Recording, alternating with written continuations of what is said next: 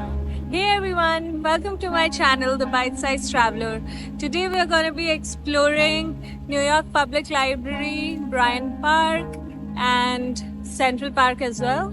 So hopefully we can have a quiet little day in Central Park and eat some good food.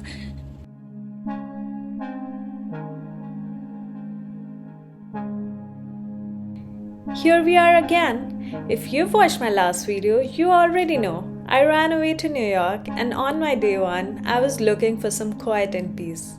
But today, I've chosen to dive into the city's chaos, hoping it'll help me find a reset in the madness.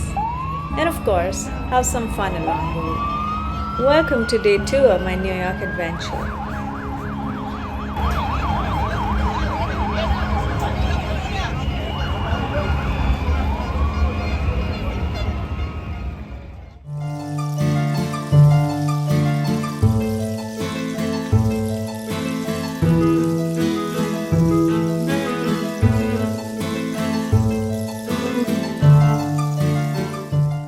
Guess what? I'm in New York and it's quite a sunny day, but it's good to be out today. And we are around New York Public Library and Times Square, and luckily we caught a parade going on for Dominican Republic National Day. So we stayed there for a while. It was pretty and quite energetic. So the energy is quite different today. And there are a lot of people on the streets.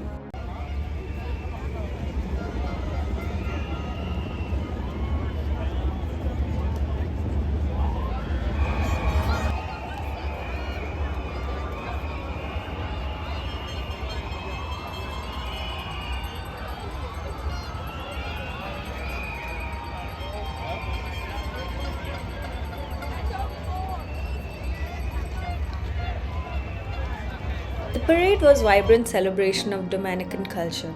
Lively music, colorful costumes, and an electric atmosphere lighting up the streets. But while everyone was swept up in the festivities, I took the chance to sneak over to New York Public Library, knowing it would be blissfully crowd-free. Who knew parades could double as a perfect sightseeing hack?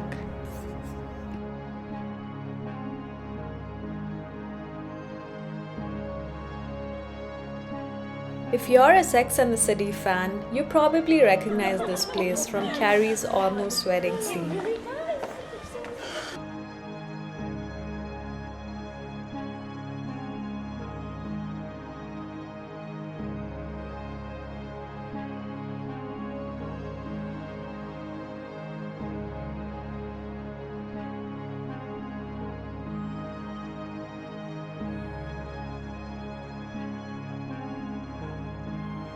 Did you know that this place has over 55 million items inside?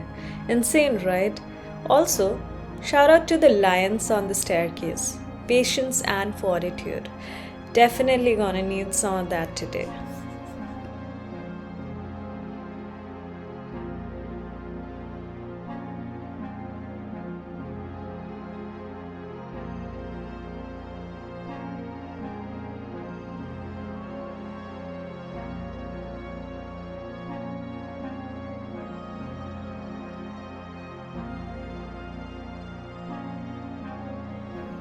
After roaming around, I decided that this is probably one of my favorite spots in the city. It always feels like I'm in some epic movie scene. I mean, come on, who doesn't feel like they're walking into a piece of history here? The New York Public Library has been featured in The Day After Tomorrow and Ghostbusters. How's that for cinematic history?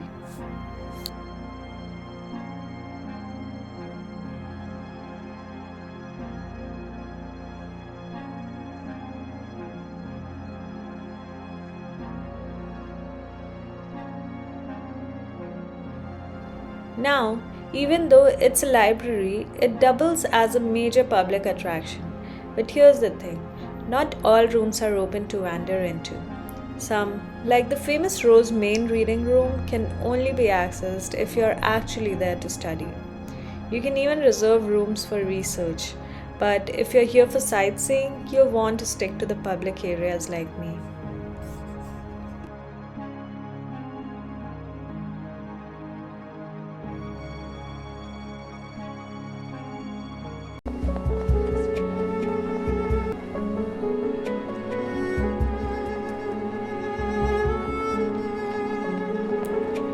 as heartbreaking as Carrie's almost wedding scene was, I couldn't help but smile as I walked through the same stairs that the actors from one of the most iconic shows ever walked.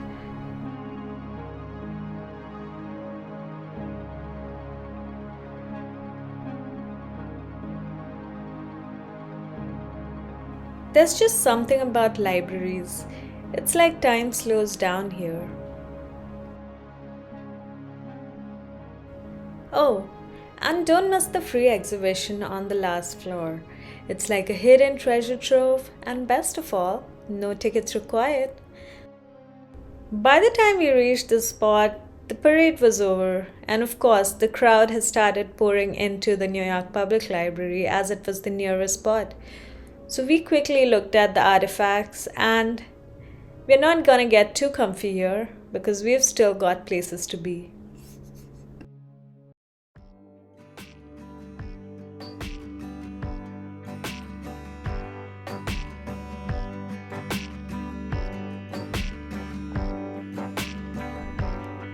As I walked out of New York Public Library, I couldn't help but admire the piece of history and architecture that this building is.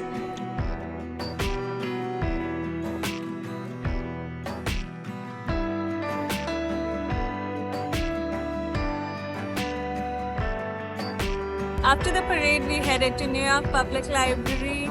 We were inside for a while, explored that, and now we are sitting at Bryant Park.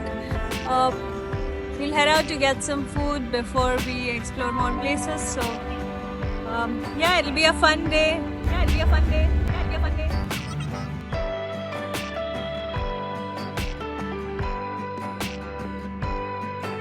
We are here at the Bryant Park. It is kind of an antidote to the chaos. It's right next to the library, but somehow it feels like a world away. Even when it's super crowded like today, it weirdly still feels peaceful. That's something you can only say about places in New York, don't you think? It's a little green escape in the middle of the city, and sometimes I think you just need to sit here and be. Comment down your chaotic, peaceful spot in New York, and I'll definitely visit them in my next travel. I could people watch here for hours. Fun fact, back in 1800s, this park used to be a potter's field, basically a graveyard for the poor. Kinda creepy when you think about it. Now it's all chess games and iced lattes.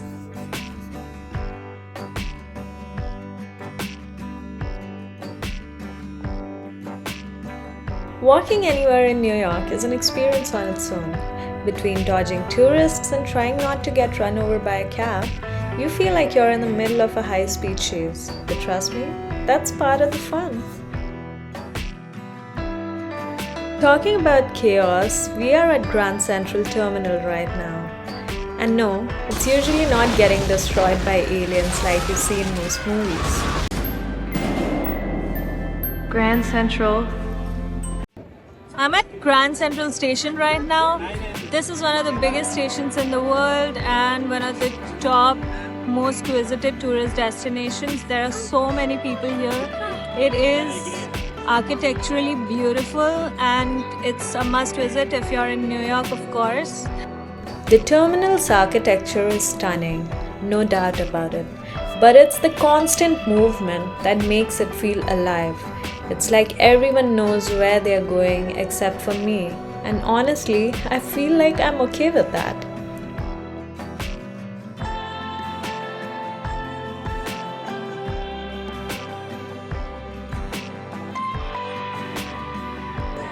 It's been featured in so many movies and TV shows, including one of the famous movies. If you guys watch Bollywood movies, it's in Kal Ho Na Ho.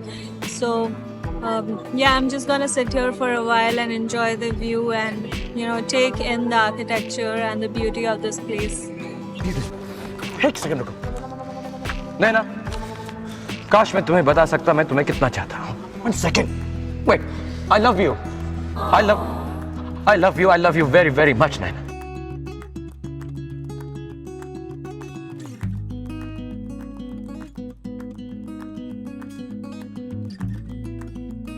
This ceiling, it's painted with constellations, but they're actually backwards. No one knows exactly why, but let's just call it New York being quirky. The history here is wild. In the 70s, they actually tore this place down, but luckily, Jackie Kennedy stepped in and saved it. Can you imagine New York without Grand Central? Now for a little secret spot. Not everyone knows about this place, but it's a hidden gem. You get this killer view of skyline, but it's quiet. It's where I come when I need to escape the noise for a bit.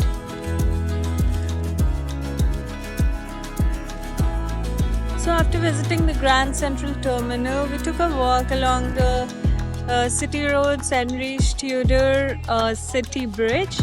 This bridge is known for its city view, and you can see the Chrysler building, which is one of the famous spots of New York. So now we are resting at a park, and then we'll go and eat some bagels. Walking around New York gives you a perspective of how diverse New York actually is. We just encountered a Japanese food festival. In the morning, we saw the parade for Dominican Republic, and at the end of the video, I have a bit of a surprise for you, so don't forget to watch till the end.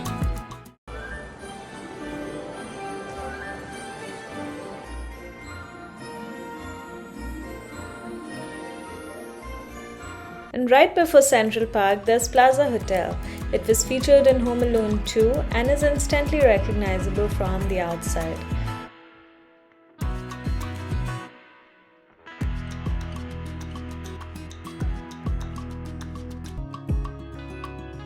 Central Park is my favorite escape in the heart of New York City. A place where you can stroll along serene pathways, find a quiet spot to breathe, and just enjoy the nature. For the next few minutes, I'll take you on a walking tour through Central Park to give you a feel for the atmosphere. If that's not your thing, feel free to jump ahead to the next segment.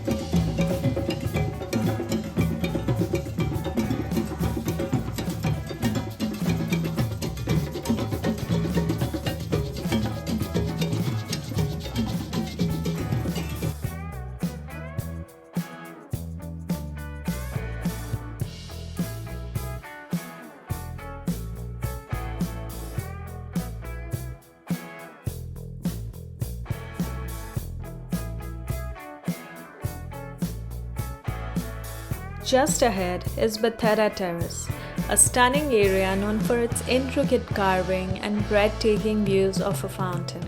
But today, it's alive with sounds of Kpop performance.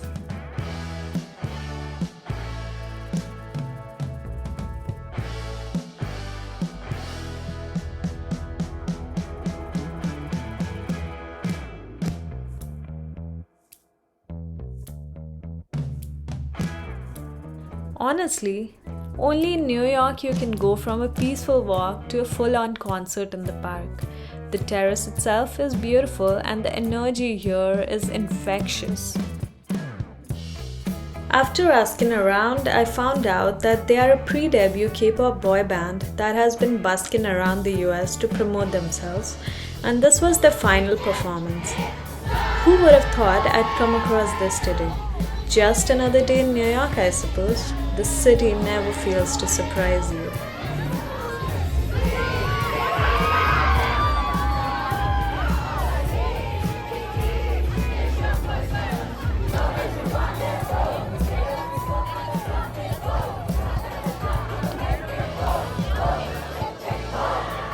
And of course, I didn't mind the free goodies. It was their pictures and some DIY charm bracelets. And to end the day after all the hustle and bustle, I just sat at the Bethesda Terrace fountain and took in the view. This has also been featured in multiple movies at this point.